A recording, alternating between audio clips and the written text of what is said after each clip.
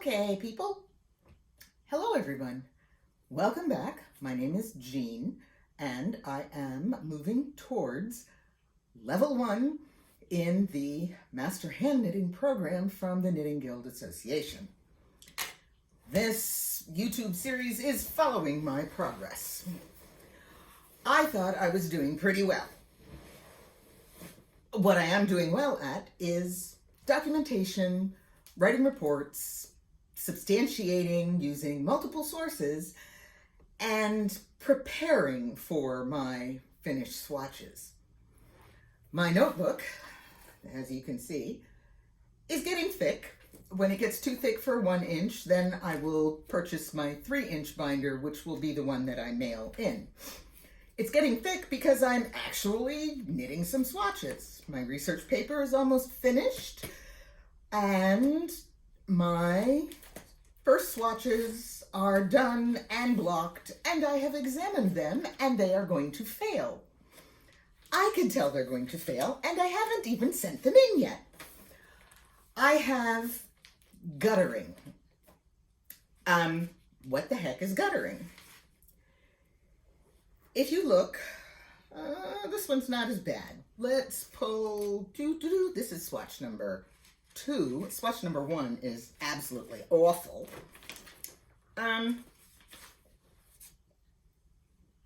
If you can see the line right here,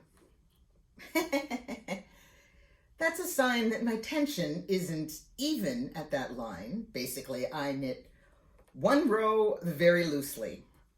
Right there. It's called guttering, and it's not a good thing, and I have to reknit the swatch.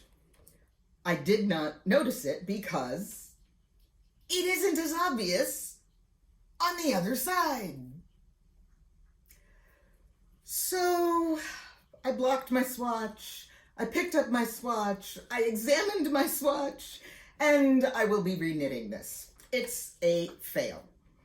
I had my tag on it already. I know that this is supposed to be the upper left-hand corner of the swatch, but it isn't going to stay there. The tag has to contain information that identifies what swatch it actually should be and to whom the swatch belongs. So one side says, swatch number 1, knit 2, purl 2, ribbing and garter stitch. And the other side gives my name, address, phone number, and email.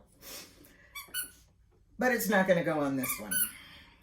And I'm being picky about a couple of the other swatches. So I will work to re-knit them, paying attention to my tension on every single row. And I've realized I need to do one other thing. I need to sit down, start a swatch, and then finish it without being interrupted. Excuse me just a moment. You troublemaker. As you just saw, having random interruptions in my workday is actually pretty normal for me. I can't always control that, but I can control my tension a little bit better, and just simply being aware of it a bit more is going to help a great deal.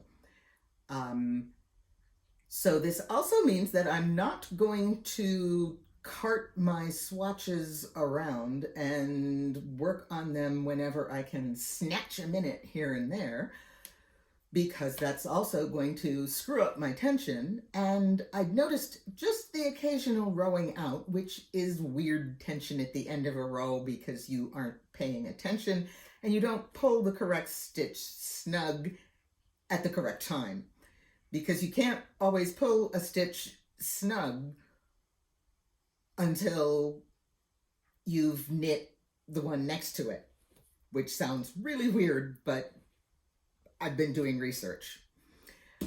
There's a stack of books over here. This is the stack I got out of the library today.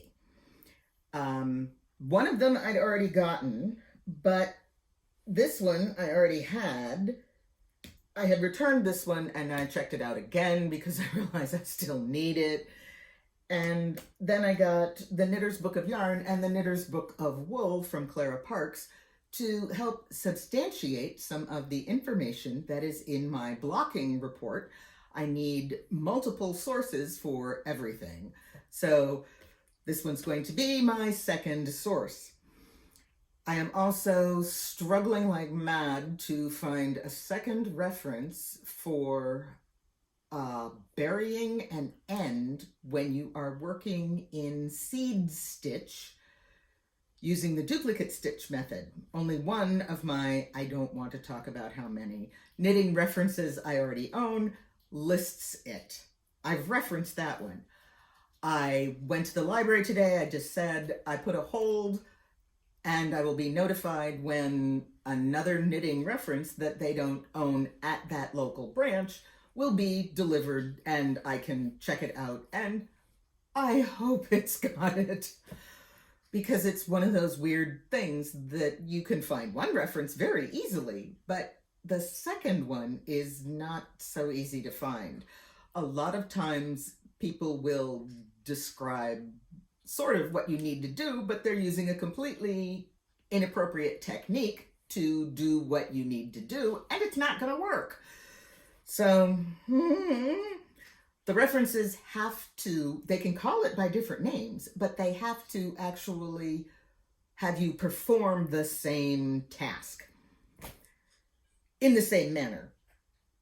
So they can call it a bar increase, or they can call it a knit twice in one stitch increase. They can call it a lifted or a make one or a twisted, cross-lifted, whatever. But as long as your yarn and knitting actually looks the same and you have to do the same thing to get the same result, doesn't matter what they call it. The references count.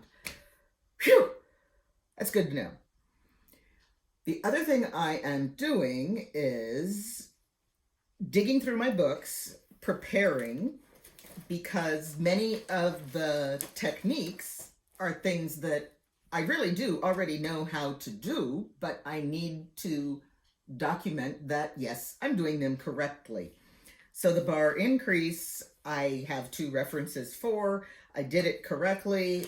I actually like my swatch. It's not a disaster. I didn't row out on it. I didn't gutter. So I think I'm going to send it in. I'm okay with this one. But for example, I've also realized I have to actually block my swatches before I assess them for quality, because you really just can't see very accurately what on earth you have done. So I have an increase swatch here, and as you can see, it's in stockinette because it's curling up, and I have not blocked it because it is curling up, and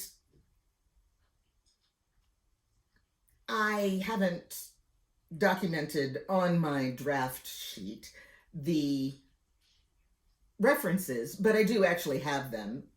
They're in another notebook, because sometimes I will actually look up references when I have a spare minute, and then I jot them down in this little book, because as long as I write it down where I can find it again, it's fine.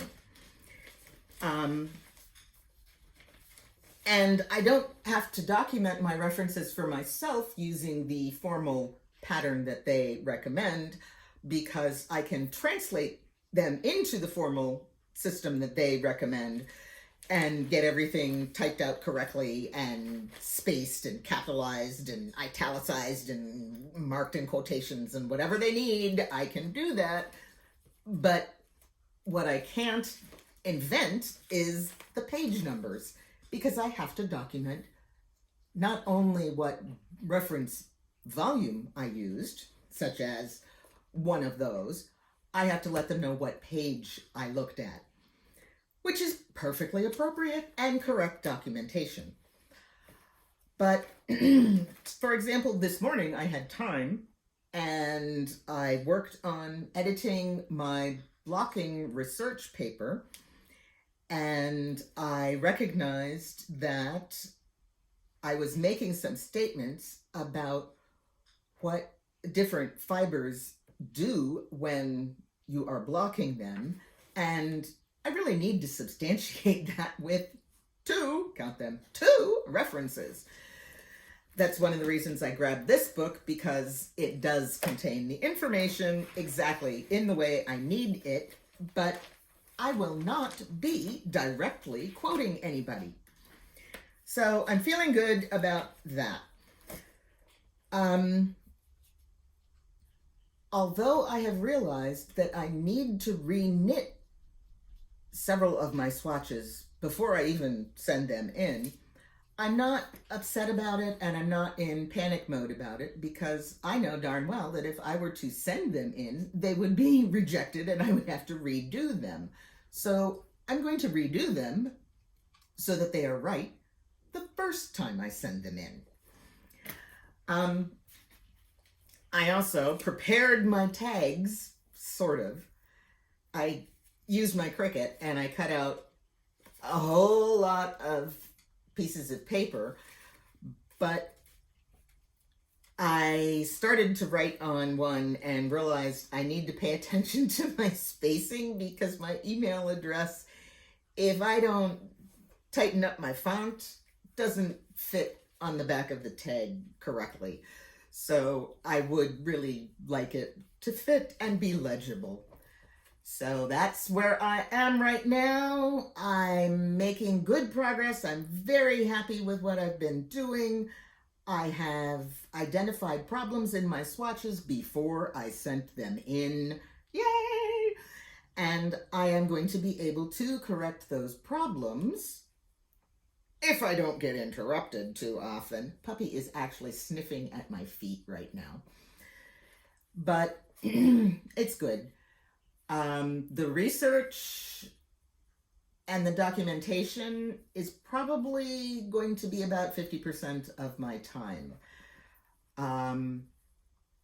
A good chunk of my time is simply going to be making sure my T's are crossed and my I's are dotted, but that's part of what I signed on for. If you like these videos, please subscribe and keep following me, and hit the like button, even if you don't subscribe, because likes are kind of fun and I like getting them. Y'all have a good day. Take care now. Bye-bye.